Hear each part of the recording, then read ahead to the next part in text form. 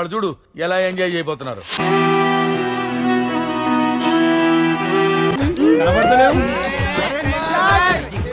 సరేనమ్మా నేను పోతున్నా, జాగ్రత్త.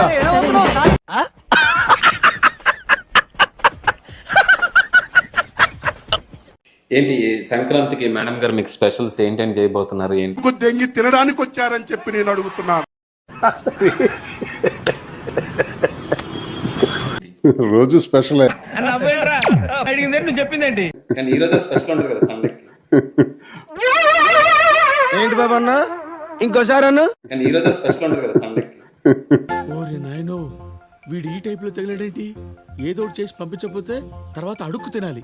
మరి సంక్రాంతి కూడా ఘనంగా జరుపుకోవటం జరుగుతుంది. నవ్వు ఆపుకుంటున్నావు కదరా. కిందటి సంవత్సరం అంతా కొన్ని చేదు అనుభవాలతోటి గడిచాయి. 2025 4 రోజుల ముందు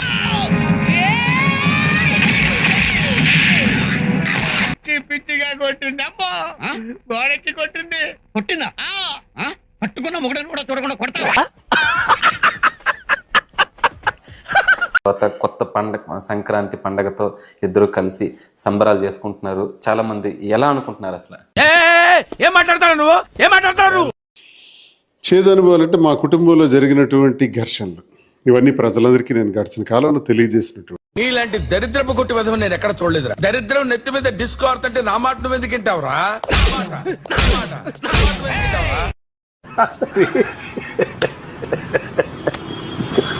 ఆ ఘర్షణల ద్వారా మరి మేమంతా ఒక నిర్ణయానికి రావటం జరిగింది.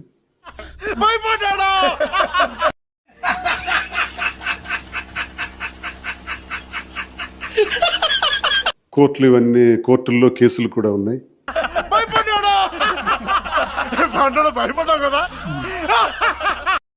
మరి ఘర్షణలు గొడవలు ఎలా ఉన్నప్పటికీ కూడా మాకంటూ పిల్లలు ఉన్నారు. ఆ మాట నువ్వు చెప్పకూడదు. ఎందుకు చెప్తున్నా? ఆ మాట నువ్వు చెప్పకూడదు. మరి ఘర్షణలు గొడవలు ఎలా ఉన్నప్పటికీ కూడా మాకంటూ పిల్లలు ఉన్నారు.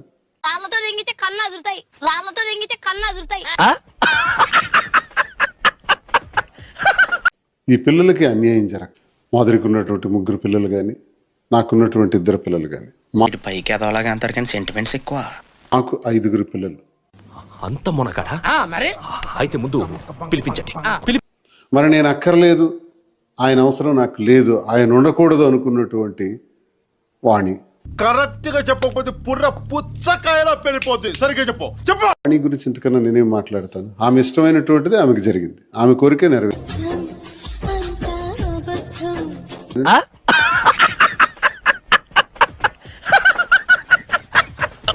అంటే ఆమెకి నేను అక్కర్లేదు.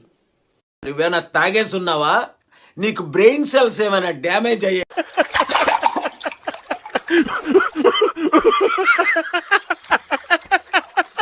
అధికారం కావాలి, డబ్బు కావాలి, అవన్నీ కూడా ఇచ్చేసాను. అన్నారు, నేను కాదంటున్నాను. నేను అంటున్నా, నేను కాదంటున్నా, నేను కరెక్ట్ అంటున్నా, నేను కరెక్ట్ కాదు, కరెక్ట్ అంటున్నా, నేను కరెక్ట్.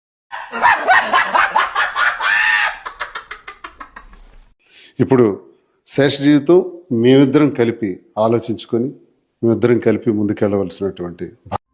ఫైనల్ గా మీరు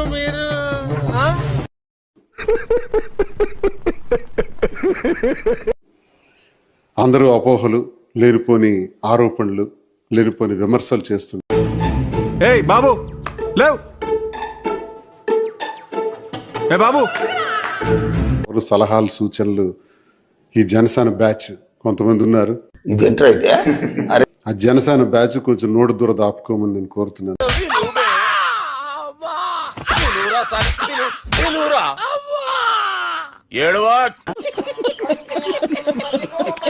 మీరు మాకు సలహాలు ఇచ్చేయవలసిన అవసరం లేదు, మీ సలహాలు పాటించేయాల్సిన అవసరము మాకు లేదు. మొదటి దాని మొగుడు లేడు, కడదానికి కళ్యాణం అని.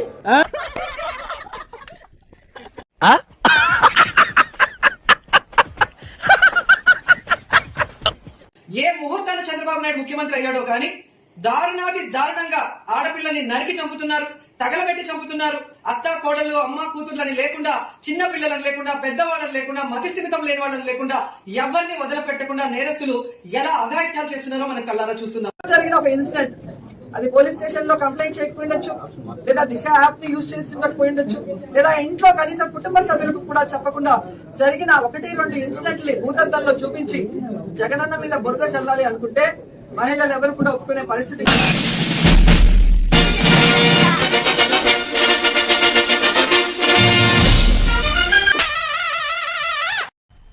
मजा आया और मैं ये जो मजा है हिंदुस्तान के हर व्यक्ति को देना चाहता हूं. ఓకే బ్రదర్స్, ఒక తల్లి కడుపును పట్టకపోయినా ఒకే ఆటోలో కలిసి ప్రయాణం చేశాం. ప్రజల వద్దకే పాలనలాగా ప్రజలతోనే ప్రయాణం. డౌట్స్ ఏం పెట్టుకోకండి. మీకు ఎప్పుడు రావాలనిపిస్తే అప్పుడు వచ్చేయండి. ఖర్చు లేకుండా కాఫీ తాగుతాం, బిల్లు కట్టకుండా భోంచేద్దాం. సరేనా? అలాగే. బయలుదేరమ్మా, మీకు ఆలస్యం ఎలా ఉంది? వస్తా.